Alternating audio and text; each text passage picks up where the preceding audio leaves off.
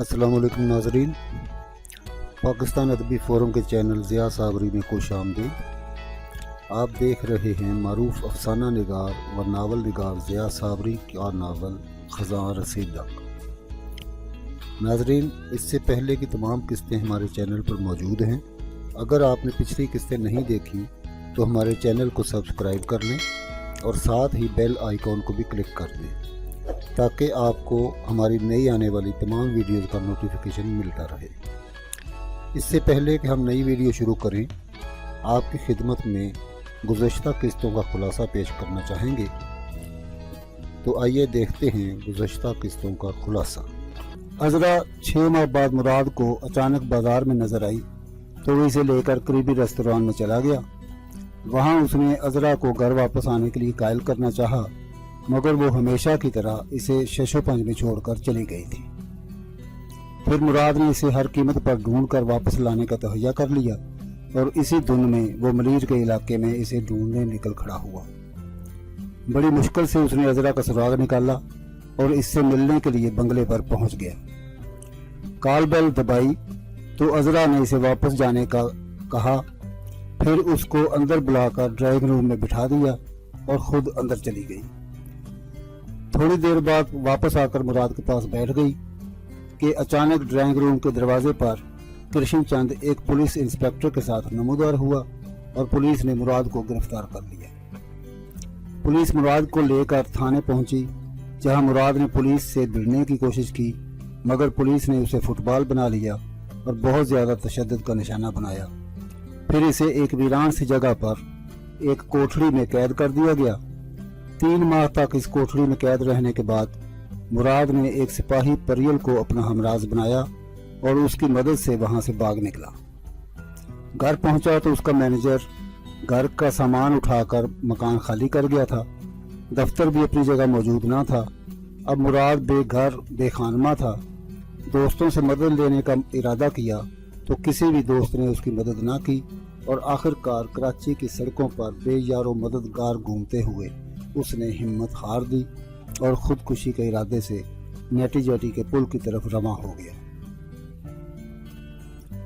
मुराद समुंदर में छलांग लगाने ही वाला था कि किसी ने इसे कॉलर से पकड़कर पीछे खींच लिया। मुराद ने देखा कि इसके सामने एक खुशपोश शख्स खड़ा है। वो उस शख्स पर पिल पड़ा और अपने दिल की भड़ास निकालने लगा। उस शख्स ने इसे हौसला दिया और बताया कि इसका नाम तारिक हाशमी है और वो एक एडवोकेट है। फिर तारिक हाशमी मुराद को समझा बुझाकर अपने साथ दफ्तर में ले गए। मुराद से उसकी पूरी कहानी सुनी और उससे वादा किया कि वो मुराद को इंसाफ दिलाएंगे। तारिक हाशमी ने मुराद को अपना असिस्टेंट रख लिया और अपने दफ्तर में ही रहाइश भी दे दी। तारिक साहब ने मुराद को साथ ले जाकर थाने में रहमान के खिलाफ FIR दर्ज कराई और हाई कोर्ट में हब्से बेजा और इंसानी हकूक की खिलाफ वर्जी की एक रेट बरखिलाफ इंस्पेक्टर खुर्शीद, कृष्ण चंद और अज़रा दायर कर दी। रेट की समाअत की तारीख में अभी 2 दिन बाकी थे कि कृष्ण चंद का पालतू गुंडा मंसूर रात को तारिक साहब के दफ्तर में पहुंच गया और मुराद को धमकी दी कि अगर उसने कृष्ण चंद के खिलाफ अदालत में बयान दिया तो उसे कत्ल कर दिया जाएगा। केस की समाअत के दिन मुराद तारिक साहब के साथ अदालत पहुंचा और तमाम दास्तान अदालत को सुना दी। मंसूर के खिलाफ भी एक दरखास्त अदालत में जमा करवा दी गई थी। समाअत शुरू हुई तो मुराद के बयान के बाद अदालत ने कृष्ण चंद से पूछा कि क्या अज़रा उसके साथ रहती है, तो कृष्ण चंद ने इकरार कर लिया, जिस पर तारिक साहब ने पॉइंट नोट कर लिया और अदालत की तवज्जो दिलाई कि एक मुसलमान लड़की एक हिंदू के साथ किस रिश्ते से रह रही है। अदालत ने इसी पॉइंट को बुनियाद बनाकर कृष्ण चंद और अज़रा की गिरफ्तारी का हुक्म जारी कर दिया और साथ ही मंसूर के खिलाफ दायर दरखास्त पर कार्रवाई करते हुए मंसूर को भी गिरफ्तार करने का हुक्म दिया। अगली पेशी पर गवाहान तलब किए गए थे, मगर कोई चश्मदीद गवाह मिल नहीं रहा था कि किसी तरह परियल को पता चल गया और वो तारिक साहब के पास पहुंच गया और कहा कि वो इंस्पेक्टर खुर्शीद के खिलाफ गवाही देगा। कमरा अदालत खिंचाखिंच भरा हुआ था। वकला हजरात अपनी नशिस्तें संभाल चुके थे और जज साहब का इंतजार था। थोड़ी ही देर बाद एक चाको चौबंद सफ़ेद बुर्राक वर्दी में मलबूस एहलकार ने जज साहब की आमद का ऐलान किया। कमरा अदालत में मौजूद तमाम लोग एहतरामन खड़े हो गए। काले जुब्बे में मलबूस एक बावकार शख्सियत अदालत की कुर्सी पर आकर विराजमान हुई। जज साहब के चेहरे से जहानत और संजीदगी टपक रही थी। कनपटियों के बाल सफ़ेद थे और आम तासुर में सख्त गिर शख्सियत मालूम दे रहे थे। मुकदमा की कार्रवाई शुरू हुई और मुराद के गवाहान के बयान कलमबंद हुए। सबसे पहले होटल के मालिक अफजल का बयान रिकॉर्ड हुआ। उसके बाद ईदी सेंटर के इंचार्ज गुलाम सुकलैन का बयान हुआ। दोनों के बयान से कोई खातिर खा फायदा हासिल न हुआ और कृष्ण चंद, अजरा और इंस्पेक्टर खुर्शीद पूरी तरह मुतमईन थे। मगर जब तीसरे गवाह का नाम पुकारा गया तो उनमें खिलबली मच गई। परियल का बयान रिकॉर्ड हुआ जिसने तमाम हकायक अदालत के सामने रख दिए और परियल का बयान खत्म होने पर जज साहब ने ऐलान किया। मुकदमे के अहम गवाह परियल के बयान से इस बात की तस्दीक होती है कि मुलजिम इंस्पेक्टर खुर्शीद अपने इख्तियारात से तजावुज़ करते हुए मुस्तगीज़ के साथ जुल्म व ज़्यादती का मुर्तकब हुआ है। गो कि फ़िलहाल इस्तगासा अपने इल्ज़ामात मुकम्मल तौर पर साबित नहीं कर सका, लेकिन शक की बुनियाद पर अदालत पुलिस को हुक्म देती है कि इंस्पेक्टर खुर्शीद को मुअत्तल करके हिरासत में रखा जाए और आइंदा पेशी पर इसे पुलिस की ज़ेरे हिरासत अदालत में पेश किया जाए। मुकदमे की कार्रवाई आइंदा समाअत तक मुलतवी की जाती है। जज साहब के हुक्म पर फौरन ही इंस्पेक्टर खुर्शीद को हिरासत में ले लिया गया। कृष्ण चंद और अजरा पुलिस की ज़ेरे हिरासत अदालत से बाहर निकले तो तीनों ही मुराद की तरफ खूंखार नज़रों से देख रहे थे। वो परियल को साथ लेके तारिक साहब की मायियत में अदालत से बाहर आ गया। कोर्ट से खुर्शीद, कृष्ण चंद और अजरा की गिरफ्तारी के अहकामात जारी होने के बाद उन लोगों को यकीन हो गया था कि अब उनके बुरे दिन आ गए हैं।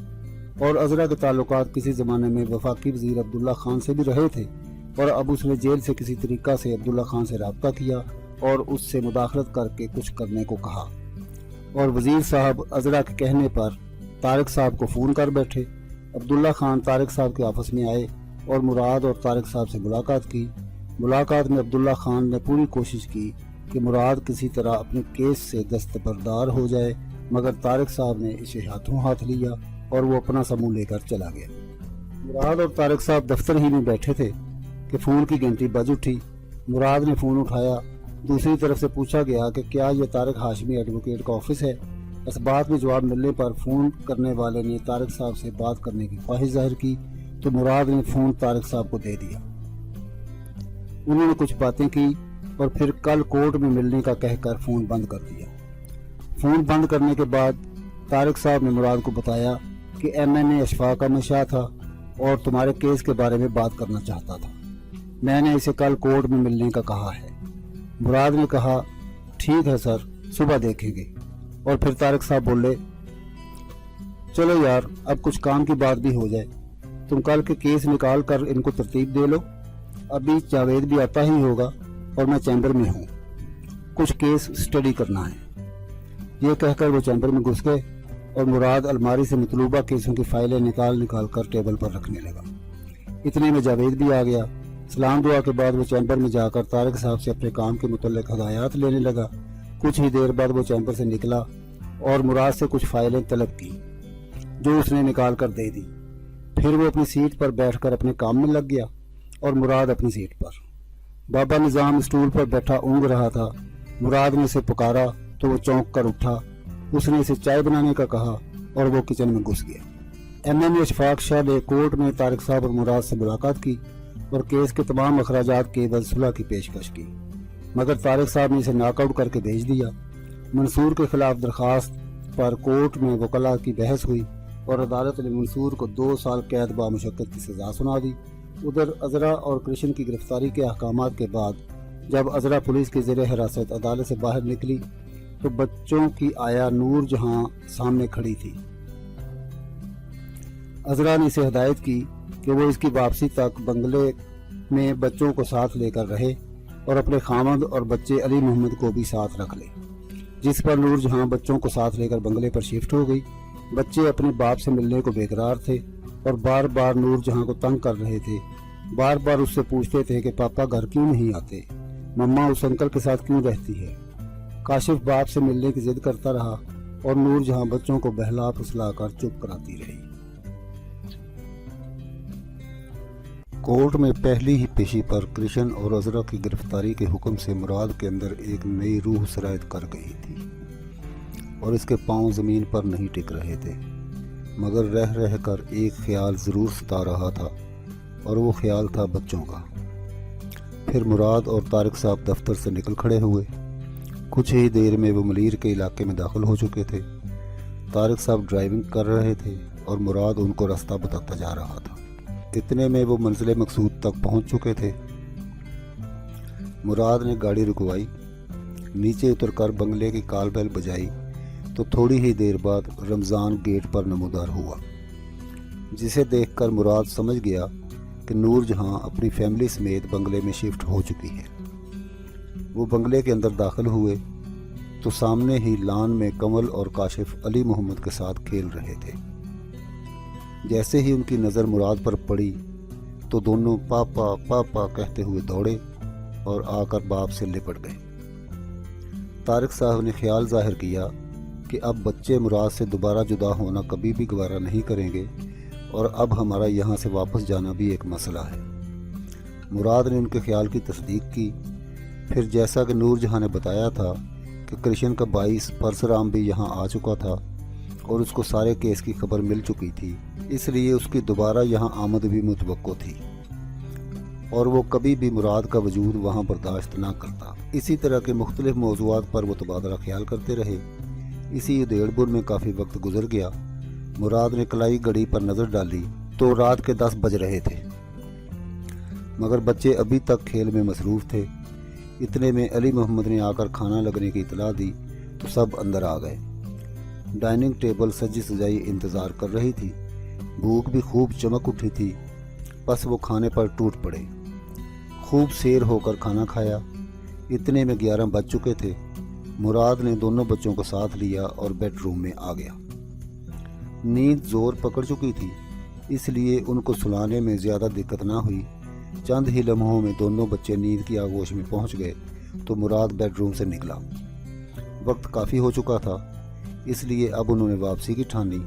इंस्पेक्टर बाजवा ने मुराद को फ़ोन पर इतला दी कि रहमान को गिरफ़्तार कर लिया गया है, जिस पर वो तारिक साहब के साथ थाने रवाना हो गया, जहां रहमान ने बयान किया कि अजरा ने मंसूर के ज़रिए उसकी बेटी को जरगमाल बनाकर किस तरह दफ्तर पर कब्ज़ा कर लिया था और फिर उसने मौका पाकर दफ्तर और घर का सारा सामान एक बंगले में शिफ्ट कर दिया और वो अब तक मुराद के सामान की हिफाजत कर रहा है।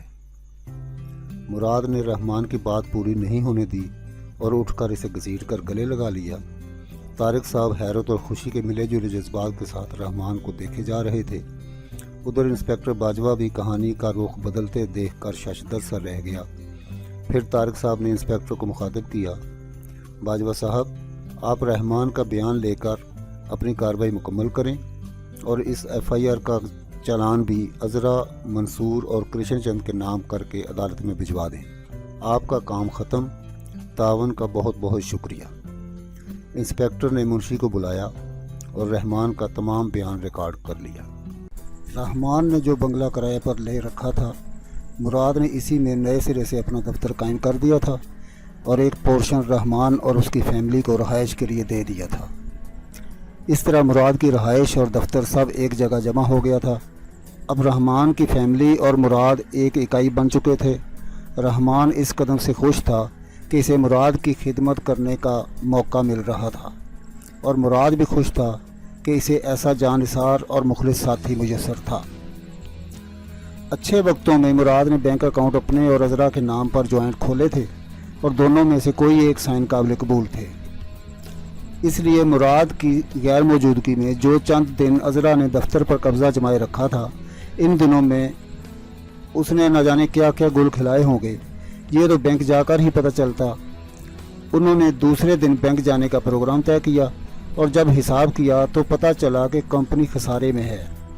मार्केट से रकूम वाजिबुल वसूल कम हैं और वाजिबुल अदा ज़्यादा हैं। इससे ज़ाहिर होता था कि बैंक में भी कुछ नहीं होगा, क्योंकि जो बिल अजरा ने वसूल किए थे वो बैंक से निकलवा चुकी होगी। जब वो बैंक मैनेजर से मिले तो मुराद के तमाम खदशात दुरुस्त साबित हुए। बैंक स्टेटमेंट मंगवाई गई तो पता चला कि बैंक में सिर्फ 2000 रुपये का बैलेंस मौजूद है और बाकी तमाम रकम निकलवाई जा चुकी है। कर्ज़े के तमाम हिसाब किताब करने पर पता चला कि कंपनी दिवालिया हो चुकी है, लाखों रुपए के बिल्स वाजिबुल अदा थे और बैंक खाली था। मुराद ने तारिक साहब से मशवरा करके बच्चों को अपने साथ रखने का फ़ैसला किया और दूसरे ही दिन वो मलीर जाकर बच्चों और नूर जहाँ को साथ लेकर आ गया। अब नूर जहाँ पहले की तरह बच्चों की आया के फ़राइज़ अंजाम दे रही थी और कंवल को अपने करीबी स्कूल में दाखिल करा दिया गया था। काशिफ अभी छोटा था, ज़िंदगी काफ़ी हद तक अपनी पुरानी डगर पर वापस आती जा रही थी। आज केस का फ़ैसला होने वाला था। मुराद, रहमान और तारिक साहब इकट्ठे ही अदालत पहुँचे। अदालत की कार्रवाई शुरू हुई। नए चालान को देखकर जज साहब ने बड़ी खूंखार नज़रों से मुल्ज़मान की तरफ देखा और कलम उठा लिया। फैसला तो पहले ही लिखा जा चुका था, सिर्फ सुनाना बाकी था। जज साहब की बारोब आवाज़ गूंजी।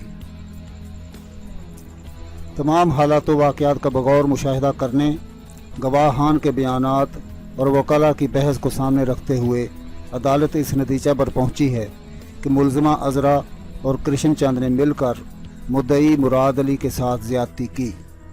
इसे हब्से बेजा में रखा गया। उस पर ज़ुल्म व सितम ढाए गए, जिसमें पुलिस इंस्पेक्टर खुर्शीद बराबर का शरीक मुजरम है, जिसने मुराद अली को बग़ैर FIR हब्से बेजा में कैद रखा और इस पर वहशियाना तशद्दुद किया गया। साथ ही अज़रा और कृष्ण चंद ने मंसूर के ज़रिए मुराद अली को ज़दकोब करवाया और कत्ल की धमकियाँ दिलवाईं, जबकि इंस्पेक्टर खुर्शीद ने अपने इख्तियारात का नाजायज़ इस्तेमाल करते हुए कांस्टेबल परियल को मुलाजमत से बरतरफ करवाया। लिहाजा ये अदालत मुजरम कृष्ण चंद, अज़रा और खुर्शीद को हब्से बेजा, कत्ल की धमकियाँ, वहशियाना तशद्दुद करने के जुर्म में 7 साल कैद बामुशक्कत का हुक्म सुनाती है और खुर्शीद को उसके ओहदा से बर्खास्त करके सिविल जेल भेजा जाए, जबकि इसके जुल्म का शिकार होने वाले कांस्टेबल परियल को उसकी मुलाजमत पर फौरी तौर पर बहाल करके इसके तमाम बकाया जात अदा करने का हुक्म देती है। मंसूर को पहले ही सज़ा सुनाई जा चुकी है। नया चालान जो थाना गुलशन इकबाल से हाल ही में पेश हुआ है, इसे मातहत अदालत सेशन कोर्ट में मुंतकिल किया जाता है और सेशन कोर्ट को हदायत की जाती है कि अज़रा और कृष्ण चंद के ख़िलाफ़ ज़ना हदूद आर्डीनेंस के तहत अलहदा मुकदमा कायम करके कार्रवाई की जाए। अदालत बर्खास्त। साहब, जावेद साहब का फ़ोन है। नूर जहाँ ने फ़ोन मुराद की तरफ बढ़ाते हुए कहा। मुराद ने एक हाथ से चाय का कप उठा रखा था, दूसरे हाथ से फ़ोन लिया और कान से लगा लिया। दूसरी तरफ से जावेद की घबराई हुई सी आवाज़ सुनाई दी। मुराद साहब, आप फौरी तौर पर जिना हस्पताल के कार्डियोलॉजी वार्ड में पहुंच जाएं। क्यों, खैरियत है भाई, क्या हुआ? मुराद ने इस्तफसार किया तो जावेद की आवाज़ मज़ीद बर्रा गई। तारिक साहब को हार्ट अटैक हुआ है, मैं वहीं से बोल रहा हूँ। अभी वो ICU के दरवाजे से कुछ फासले पर था कि ICU का दरवाज़ा खुला और वार्ड बॉय एक स्ट्रेचर धकेलता हुआ बाहर ले आया। वो भागकर वहाँ पहुँचा। स्ट्रेचर के पीछे ही डॉक्टर और नर्सें भी आ रही थीं। उसने दवाएं डॉक्टर की तरफ बढ़ाईं तो वो बोला, आई एम सॉरी, अब इनकी ज़रूरत नहीं रही। और मुराद को ऐसे लगा जैसे तमाम दुनिया में अंधेरा छा गया हो। मुराद दिल ही दिल में उनसे मुखातब था, सर, आप मुझे किसके सहारे छोड़ गए हैं? अब मैं क्या करूँगा? मैं तो जी ही आपके सहारे से रहा था सर, अब दरमियान में मेरा साथ छोड़ गए। ये दिन देखने से तो अच्छा था कि मैं उस दिन समंदर में कूद जाता और आप मुझे ना बचाते।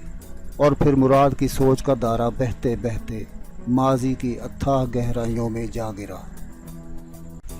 मुझे आज भी वो दिन याद है जब मेरा मैट्रिक का रिज़ल्ट आया था और मैं फर्स्ट डिवीज़न में पास हो गया था। मैं बहुत खुश था और आइंदा के दिनों की प्लानिंग कर रहा था। इन्हीं दिनों मेरे वालिद ने साफ तौर पर कह दिया कि वो मैट्रिक तक पढ़ा चुके हैं, अब इससे आगे वो कुछ नहीं कर सकते और जो कुछ करना है मुझे खुद ही करना है। बस फिर क्या था, मैं अपने लिए नौकरी ढूंढने में लग गया। सैकड़ों जगह पर दरखास्तें दी मगर कहीं से नौकरी की भीख नहीं मिली। मजबूरन छोटी मोटी मजदूरी करने लगा। इन्हीं दिनों न जाने मेरे वालिदैन को क्या सूझी कि उन्होंने मेरी शादी करने का मंसूबा बना डाला। पता ये चला कि मेरे नाना के एक दोस्त हैं, उनकी एक मुतल्लका बेटी है, उससे मेरी शादी की जा रही है ताकि नाना जान अपनी दोस्ती निभा सकें। میں نے والدین کی خوشی کے آگے اپنا سر تسلیم خم کر دیا اور اپنے آپ کو حالات کے سپرد کر دیا، اور اس طرح فرحین میری شریک حیات کے روپ میں میری زندگی میں آ گئی۔ ہم بڑی خوشگوار زندگی گزار رہے تھے، مگر فرحین میں ایک کمی یا خامی تھی، وہ یہ کہ وہ بولتے ہوئے کچھ نہ سوچتی تھی، جو منہ میں آیا کہہ دیا، دوسرے لفظوں میں زبان دراز تھی۔ میں نے اس کو بہت دفعہ پیار سے سمجھایا کہ اپنی اس عادت پر قابو پائے، مگر شاید یہ بات اس کی فطرت میں رچ بس گئی تھی۔ اسی دوران میں نے انٹرمیڈیٹ کا امتحان بھی پرائیویٹ طور پر پاس کر لیا۔ پھر اللہ نے مجھے پہلے بچے سے نوازا جس کا نام ارحم رکھا گیا۔ ارحم کی پیدائش پر میں کتنا خوش تھا۔ فرحین بھی پھولے نہ سماتی تھی، مگر میرا غم روزگار کم نہ ہو سکا اور مجھے کوئی ڈھنگ کی نوکری یا کاروبار نہ مل سکا۔ اسی طرح شب و روز بیت رہے تھے۔ پھر دوسرا بچہ عاصم پیدا ہوا اور پھر تیسرا عمران پیدا ہو گیا۔ اب میں 3 بچوں کا باپ تھا۔ ارحم اسکول جانے لگا تھا، مگر میرے مالی حالات جوں کہ توں تھے۔ والدین نے فرحین کی زبان درازی کا بہانہ بنا کر مجھ سے ناتا ہی توڑ ڈالا تھا۔ اسی دوران لاہور میں ایک نئی فرم اکرم ایڈورٹائزرز کا قیام عمل میں آیا۔ ان کو اسٹاف کی ضرورت تھی۔ میں نے وہاں انٹرویو دیا تو منتخب کر لیا گیا۔ اب میں اکرم ایڈورٹائزرز میں بطور اسسٹنٹ مینیجر کام کر رہا تھا۔ تنخواہ بھی اچھی تھی اور عزت والی جاب تھی۔ اب جا کر کہیں مجھے اپنی زندگی کا اندھیرا چھٹتا ہوا محسوس ہوا تھا، اور ایک دن جب میں آفس گیا تو اپنی سیٹ کے ساتھ ایک نئی سیٹ دیکھی جس پر ایک دان پان سی لڑکی براجمان تھی۔ میں حیران سا اپنی سیٹ کی طرف بڑھا، اس نوارہ سے ہیلو ہائے کیا اور اپنی سیٹ پر بیٹھ گیا۔ ابھی میں سوچ ہی رہا تھا کہ اس سے تعارف کروں کہ وہ خود ہی بول اٹھی، کیسے ہیں آپ سر؟ میں ٹھیک ہوں، میں نے جواب دیا اور پوچھا، آپ یہاں؟ اس نے میرا فکرہ اچک لیا۔ میں یہاں آج سے آپ کے ساتھ کام کروں گی۔ میں اکرم صاحب کی سیکرٹری کے فرائض انجام دوں گی۔ میرا نام عذرا ہے۔ اوہ، بڑی خوشی ہوئی آپ سے مل کر، میں نے رسمن کہا اور بغور اس کا جائزہ لینے لگا۔ وہ ایک چھوٹے قد کی دبلی پتلی لڑکی تھی۔ آنکھوں سے بلا کی ذہانت ٹپکتی تھی اور لہجے اور بول چال سے بہت بے باکی جھلکتی تھی۔ چہرہ مہرہ ایسا تھا کہ ہر آدمی کی توجہ کا مرکز تھا، گویا کہ اس کی صورت میں کوئی ایسی بات ضرور تھی کہ ہر شخص اس کی طرف کھینچا چلا جاتا تھا۔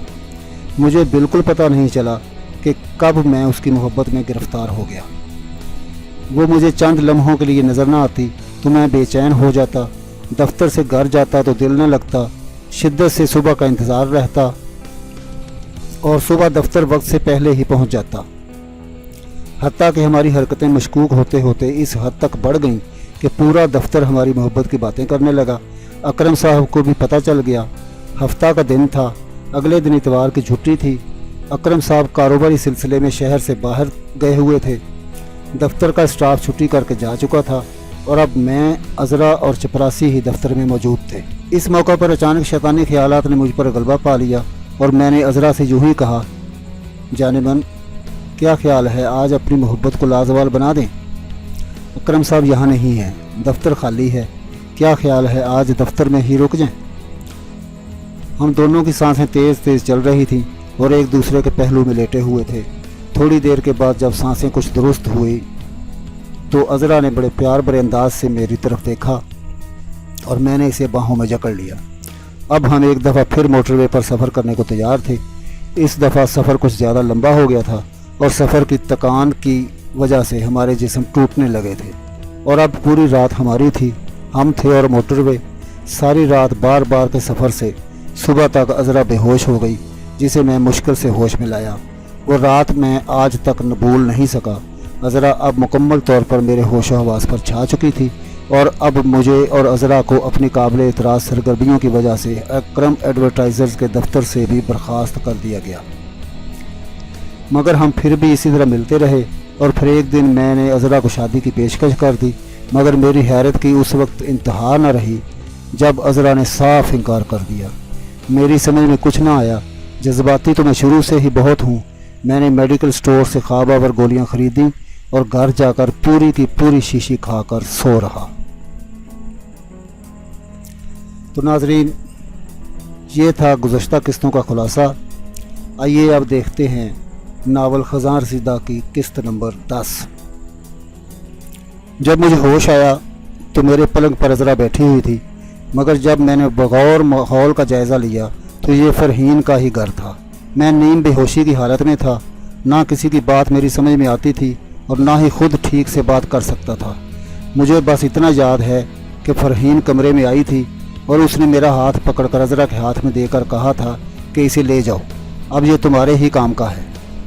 अज़रा ने फरहीन को समझाना चाहा मगर उसने एक न मानी और उसने मुझे बिस्तर से उठाकर अज़रा के साथ घर से बाहर निकाल दिया। मैं ठीक तरह से चल भी नहीं सकता था, कदम लड़खड़ा रहे थे। अज़रा मुझे सहारा देकर चल रही थी और इस तरह हम बेजारों मददगार सड़कों पर चल रहे थे। फिर अज़रा ने मुझे अपने किसी जानने वाले के पास बिठाया और ख़ुद कहीं से पैसों का बंदोबस्त करने चली गई, क्योंकि ना मेरे पास रकम थी और ना ही अज़रा के पास। थोड़ी देर बाद अज़रा वापस आ गई और उसने मुझे साथ लेकर लारी अड्डे का रुख किया। मैंने रास्ते में उससे पूछा कि वो कहाँ जा रही है, तो उसने जवाब दिया कि फरहीन ने तो तुम्हें छोड़ दिया है और मेरे हवाले कर दिया है। अब मैं तो तुम्हें नहीं छोड़ सकती, अब हमारा जीना मरना साथ है। फिर हम बस के ज़रिए मेरे एक दोस्त के घर पहुंच गए, जहां हम दोनों पहले भी कई बार मियाँ बीवी की हैसियत से जा चुके थे। मेरा दोस्त अब्दुल रज़ाक तो घर पर ना मिला, चूँकि हम पहले भी कई बार वहां आ चुके थे और इसके सब ही घर वाले हमारे वाकिफ़ थे, इसलिए उन्होंने हमारी खूब आवभक्त की। मेरी हालत ख़राब थी, जिसे देखकर उन्होंने अज़रा से सवाल जवाब भी किए और उसने कमाल होशियारी से इन्हें मुतमन कर दिया। इस तरह हमने वो रात वहीं बसर की। सुबह तक मेरी हालत कदरे संभल चुकी थी और मैं ठीक तरह से चल सकता था। गो के जहन अभी तक माऊफ था और ठीक तरह से काम नहीं कर रहा था, मगर फिर भी पहले से बहुत बेहतर था। अब तक मैं ज़हनी तौर पर कुछ सोचने समझने के काबिल ना था, इसलिए जो फैसला करना था अज़रा को ही करना था। वो कुछ अपने और कुछ मेरे जानने वालों के पास मुझे लेकर घूमती रही और एक रात से ज़्यादा वो कहीं नहीं ठहरती थी। तीसरे रोज़ मैं मुकम्मल होशो हवास में आया तो कुछ सोचने के काबिल हुआ। मैंने तमाम हालात का जायज़ा लिया और अज़रा से सियालकोट चलने को कहा। सियालकोट में मेरा एक पुराना दोस्त रहता था और वो कई दफ़ा मुझे दावत दे चुका था कि मैं उसके पास आऊँ। सो मैंने इरादा कर लिया कि सिद्दीक शाह के पास जाकर अज़रा से निकाह कर लूँगा और वहीं मकान वगैरह लेकर रहने लगेंगे। सो हमने सियालकोट की बस पकड़ी और रात तकरीबन 10 बजे हम सियालकोट पहुँच गए। मैंने सिद्दीक शाह का घर तो देखा नहीं था, सिर्फ एड्रेस मौजूद था। मैं इस एड्रेस की मदद से पूछता पाछता आखिरकार मंजिल मकसूद पर पहुंच ही गया। सिद्दीक शाह बड़े इत्तेफाक से मिला और अज़रा का तारुफ अपनी बीवी के तौर पर कराया। फिर चाय खाना वगैरह से फारग होकर जब सिद्दीक शाह ने हमें सोने के लिए कमरा दे दिया और इसी कमरे में हम तीनों गपशप कर रहे थे कि मैंने इसे एतमाद में लेना चाहा और इसे तमाम हालात से आगाह कर दिया और इसे कहा कि सुबह वो हमें किसी वकील से मिलवा कर हमारा निकाह करवा दे और हमें कोई मकान वगैरह भी लेकर दे। उसने हामी भर ली और फिर हमें कमरे में छोड़कर ख़ुद दूसरे कमरे में जाकर सो गया। दूसरे दिन सिद्दीक शाह ने हमें एक और मकान में मुंतकिल कर दिया और बताया कि ये एक दोस्त का मकान है और आप जब तक चाहें यहाँ रह सकते हैं। हम 2 दिन तक इस मकान में सुकून से रहे, किसी किस्म की कोई परेशानी ना थी। हमारी हर ज़रूरत की चीज़ हमें वहीं पर मुयस्सर आ जाती, मगर मैं जब भी इसे किसी वकील से मिलवाने का कहता तो वो टाल जाता और कहता कि जल्दी क्या है, कर लेंगे सब कुछ। इसकी ये टाल मटोल मेरी समझ से बाहर थी।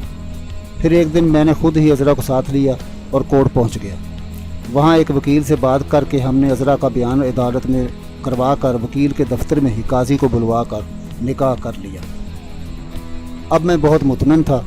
मैंने सिद्दीक शाह को भी नहीं बताया कि हमने निकाह कर लिया है। फिर इसी रात सिद्दीक शाह हमारे पास आया और बताया कि वो किसी काम से शहर से बाहर जा रहा है, इसलिए उसके आने तक हम इसी मकान में रहें, बाहर ना निकलें, क्योंकि कुछ लोगों को आप पर शक हो गया है। इसलिए मैं नहीं चाहता कि मेरी गैर मौजूदगी में आपको कोई मसला दरपेश आ जाए। हमने हामी भर ली और वो चला गया। हमने भी सोने की तैयारी की। रात के कोई 2:30 बजे का अमल होगा कि मकान के दरवाज़ा पर दस्तक हुई। मैंने हैरानी से अज़रा की तरफ देखा कि इस वक्त कौन हो सकता है, जबकि सिद्दीक शाह भी यहाँ मौजूद ना था। खैर मैंने हिम्मत करके दरवाज़े पर जाकर पूछा कि कौन है, तो जवाब मिला सिद्दीक शाह। मैंने सिद्दीक शाह की आवाज़ पहचान कर दरवाज़ा खोल दिया। दरवाज़ा खुलते ही सिद्दीक शाह अंदर दाखिल हुआ तो उसके पीछे ही अज़रा का वालिद ताजुद्दीन, उनके मोहल्ला का काउंसलर मास्टर शबीर अहमद, मेरे मोहल्ला का काउंसलर, मेरे चचा और कुछ दूसरे लोग भी अंदर आ गए। अब हम कुछ नहीं कर सकते थे। हम मुकम्मल तौर पर काबू में आ चुके थे और ये सब सिद्दीक शाह ने ही किया था। अब उसके निकाह की बात पर टाल मटोल करने की वजह मेरी समझ में आ गई। दरअसल वो कोई फ़ैसला नहीं कर पा रहा था और आखिरकार उसने मेरे घर वालों को इतला देने का प्रोग्राम बना लिया था। उसने चूँकि मेरा घर देखा हुआ था इसलिए वो सीधा मेरे घर गया था और वहीं से तमाम लोगों से रब्ता करके उनको साथ लेकर वहाँ आ गया था। रातों रात हमें गाड़ी में डाला गया। मैंने रास्ते में उन लोगों को बताया कि हमने शादी कर ली है, मगर उन्होंने कहा कि ठीक है, तुम लोग वापस चलो और फिर बाइज़्ज़त तरीके से सबके सामने अज़रा को ब्याह कर ले जाओ ताकि हमारी भी इज़्ज़त बच जाए।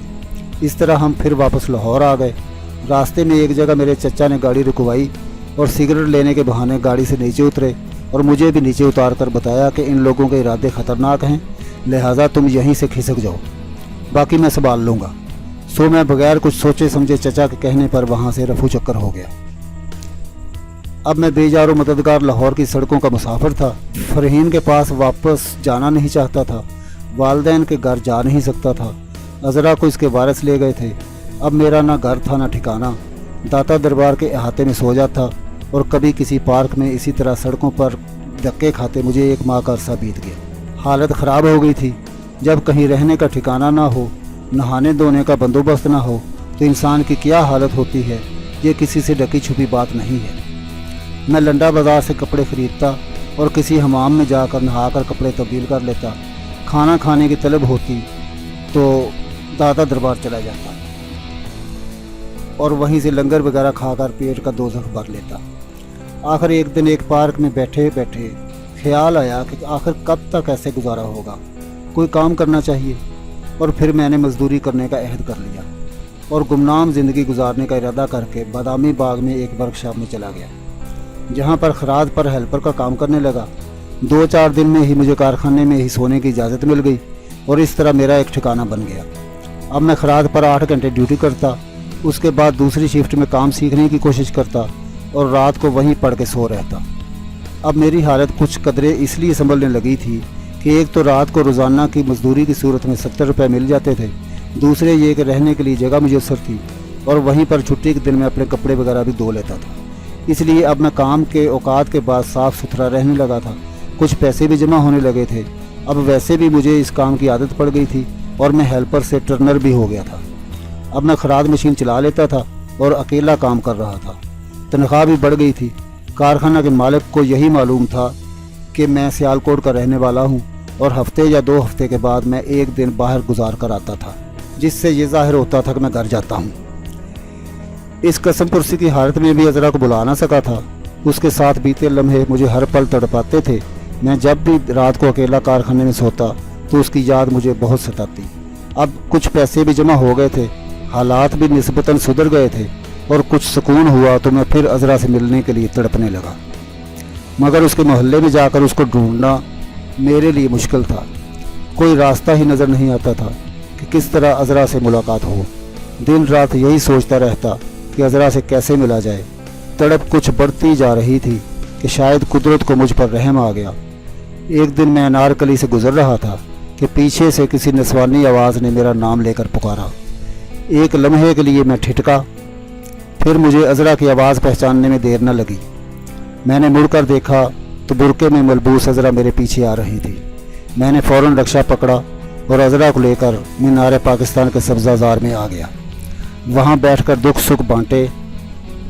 उसने अपने साथ घर में होने वाले सलूक के बारे में बताया, मैंने भी इसे अपने बारे में बताया और फिर हमने दोबारा मिलने का प्रोग्राम बना लिया। मैंने इसे रेलवे स्टेशन पर मिलने का वक्त दिया और इसे कहा कि वो घर से इस बात के लिए तैयार होकर आए कि वो हमेशा के लिए मेरे साथ घर छोड़ रही है। प्रोग्राम तय करने के बाद वो वापस चली गई और मैं अपने कारखाने आ गया। अब वक्त गुजारना और भी मुश्किल हो गया था। उसे पा लेने का एहसास और वक्त मुकर्ररा का इंतज़ार जानलेवा साबित हो रहा था और आखिरकार खुदा खुदा करके हमारे मिलन की घड़ी आन पहुंची।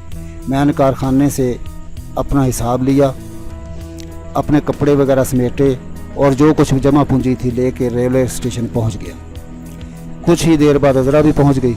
मैंने वक्त ज़ाया किए बगैर 2 टिकट कराची के लिए ख़रीदे और प्लेटफार्म पर उस वक्त जो भी गाड़ी कराची के लिए खड़ी थी उसमें सवार हो गए। इस तरह हम अपना माजी पीछे छोड़कर नई मंजिल की तरफ रवाना हो गए। अब हम एक दूसरे को फिर से पाकर बहुत खुश थे।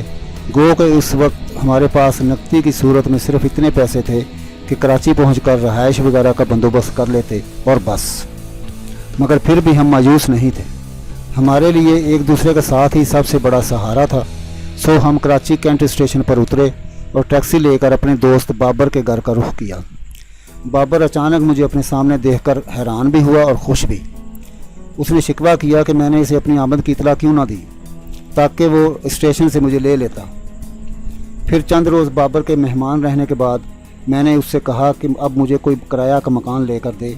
फिर चंद ही दिनों में मकान भी मिल गया और मैं और अज़रा ज़रूरत का सामान मार्केट से ख़रीद लाए। इस तरह मेरा और अज़रा का बाकायदा घर बन गया। हम हंसी खुशी रहने लगे। हम एक दूसरे के साथ बहुत खुश थे। हमारी मोहब्बत की मिसालें चंद ही दिनों में हमारे मोहल्ले में मशहूर हो गईं। फिर मैं और अज़रा ने नौकरी की तलाश शुरू कर दी और मुख्तलिफ़ जगहों पर मुलाजमत करने लगे। इस तरह घर अच्छी तरह चल रहा था। तरक्की करने का अरमान लेकर हम मुलाजमतें तब्दील करते रहे। खूब से खूब तर की तलाश में सरगर्दां रहे। इसी तरह 5 साल गुजर गए। ये 5 साल मेरी ज़िंदगी का सुनहरी दौर था, जब मुझे माली आसूदगी ना होने के बावजूद घर में इतना सुकून था कि मैं वो बुला नहीं सकता। अज़रा इतना प्यार करने वाली बीवी साबित हो रही थी कि उसने एक पल के लिए मुझे फ़रहीन या बच्चों की याद नहीं आने दी। हम दोनों ने मेहनत करके कुछ पैसे जमा किए और फिर दोनों ने मशवरा करके एडवर्टाइजिंग का काम शुरू करने का इरादा किया। बाहम मशवरा से हमने अपनी कंपनी का नाम एसी एडवर्टाइज़र्स रखा। एसी दरअसल हम दोनों के निक नेम्स का मुखफ़फ़ था। अज़रा मुझे प्यार से चांद कहती थी और मैं इसे अज़ी कहता था। इन दोनों को यकजा करके हमने एसी एडवर्टाइज़र्स की बुनियाद रख डाली। शुरू में हमने अखबारात को कमीशन पर इश्तिहारात देने शुरू किए। दोनों की मेहनत और लगन ने हमारे कारोबार को 4 चांद लगा दिए। अब हम दिन ब दिन खुशहाल होते जा रहे थे। 1 साल के अरसा में ही हमारा कारोबार बहुत तरक्की कर गया था। अब हम इसकी शक्ल तब्दील करके इसे बाकायदा एडवर्टाइजिंग कंपनी का रूप देना चाहते थे। इसके लिए हमें 10 लाख रुपए की ज़रूरत थी, जबकि हमारे पास कुल जमा पूंजी 7 लाख रुपए थे। बाकी का 3 लाख हमने बैंक से कर्जा लेने का प्रोग्राम बनाया और एक दिन मैं और अज़रा अलाइड बैंक चले गए। एक भारी भरकम गोरा चिट्टा शख्स मैनेजर की सीट पर विराजमान था। हम सीधे इसी के पास चले गए और अपना मुद्दा बयान किया तो उसने बड़े खलूस और अखलाक के साथ हमें वेलकम किया और कर्जा दिलवाने का वादा कर लिया। फिर वाकई उसने हमें 1 माह के अंदर अंदर लोन चेक दे दिया। हम दोनों ही उसकी इस मेहरबानी और ख़ुसूसी तवज्जो के लिए इसके शुक्रगुजार थे। हमने अपना कारोबार शुरू कर लिया। बैंक मैनेजर कृष्ण चंद ने हमारी दावत कर डाली। मैंने बहुत कहा कि दावत तो हमें आपकी करना चाहिए थी, मगर उसने ज़िद कर ली कि पहले हम उसकी दावत कबूल करें और हम वक्त मुकर्रर पर कृष्ण चंद के घर चले गए। उसने पुरतकल्लफ ज़ियाफ़त का एहतमाम किया था। खाने वगैरह से फारग होकर हम ड्राइंग रूम में ही बैठे गप लगा रहे थे। मैंने महसूस किया कि उस सारे प्रोग्राम में कृष्ण चंद और उसका एक दोस्त मंसूर ही हमारे सामने रहे। कृष्ण चंद की फैमिली का कोई फ़र्द हमारे सामने नहीं आया। खैर, मैंने दानिस्ता इस मामले को नज़रअंदाज कर दिया, मगर एक बात जो मैंने बड़ी शिद्दत से महसूस कर रहा था वो नज़रअंदाज करने के काबिल ना थी, और वो थी कृष्ण चंद की अज़रा में गैर मामूली दिलचस्पी। हम दावत खाकर घर लौट आए। घर आकर मैंने अज़रा से अपने खदशात का इजहार किया तो वो खिलखिला कर हंस पड़ी और बोली, चांद, तुम मुझसे बहुत ज़्यादा प्यार करते हो ना, इसलिए किसी का मेरी तरफ सरसरी निगाह से देखना भी तुम्हें अच्छा नहीं लगता। बस, और कोई बात नहीं। मैंने भी इसकी दलील को तस्लीम कर लिया और खामोश हो गया।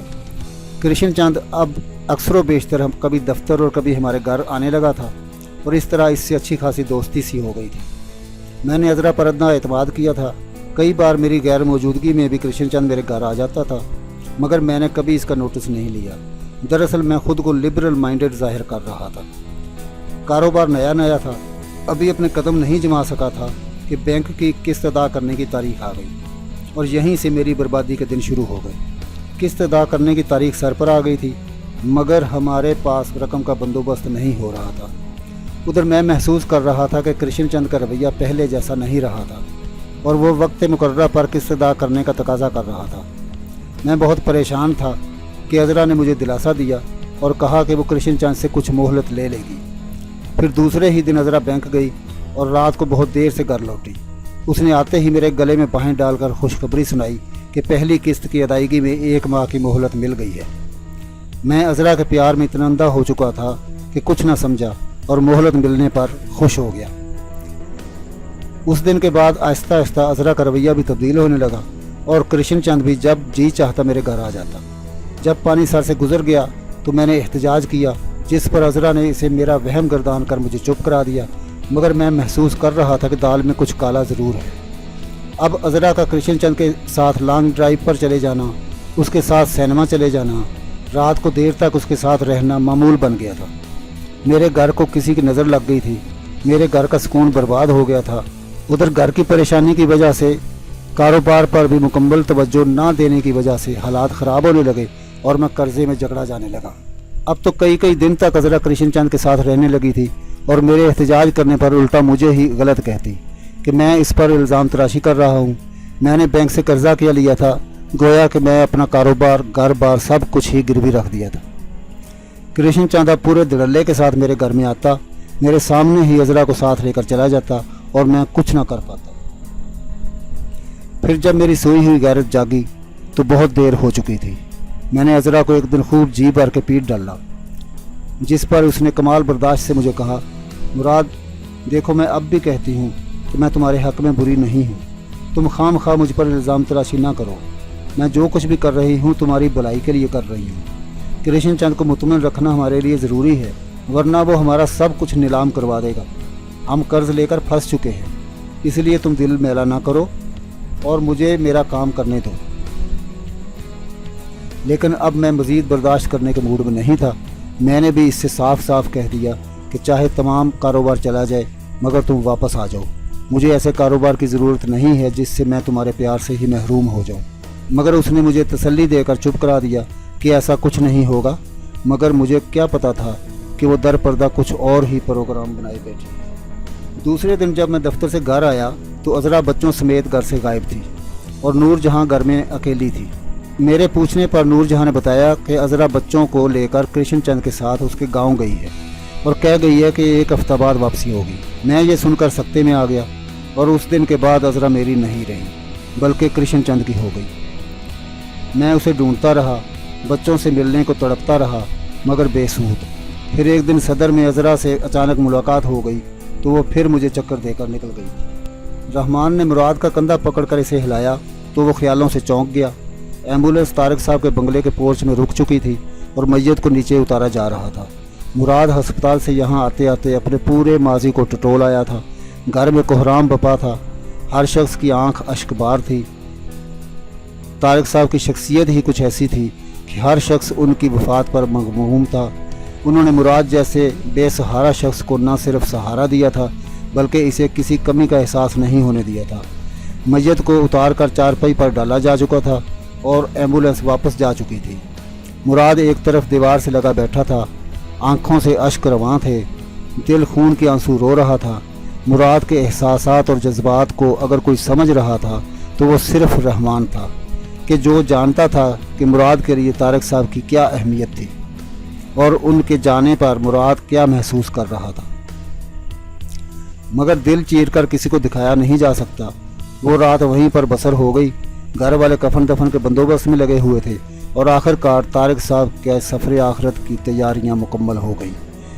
کلمہ شہادت کی آواز کے ساتھ میت کو اٹھایا گیا، کاندھے تبدیل ہوتے گئے، شہر خاموشاں قریب آتا گیا، مگر مراد کا کندھا مسلسل طارق صاحب کے ساتھ رہا۔ اس کا بس نہیں چل رہا تھا کہ وہ اس عظیم شخص کے ساتھ ہی دفن ہو جاتا۔ وہ سوچ رہا تھا کہ ان کی جگہ مجھے ہی موت آ گئی ہوتی۔ وہ تو انسانیت کے خدمت گار تھے، نہ جانے مجھ جیسے اور کتنے لوگ ان کی عنایتوں کے طلبگار ہوں گے۔ جنازے میں جنازگاہ کھچا کھچ بھر چکی تھی اور ابھی بھی لوگ باہر کھڑے تھے۔ پھر مجبوراً جنازہ کھلے میدان میں پڑھایا گیا اور پھر اس عظیم سپوت کو منو مٹی تلے دبا دیا گیا۔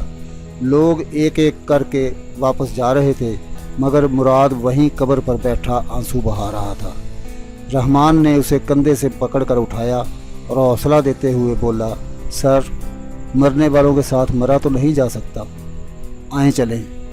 اور وہ بوجھل قدموں کے ساتھ رحمان کا سہارا لیتا ہوا قبرستان سے باہر نکل آیا۔ ناظرین، یہ تھی خزاں رسیدہ کی 10ویں قسط۔ इस शानदार नावल की अगली किस्त के साथ बहुत जल्द दोबारा हाज़िर होंगे। उम्मीद है कि आपको अगली किस्त का इंतज़ार रहेगा।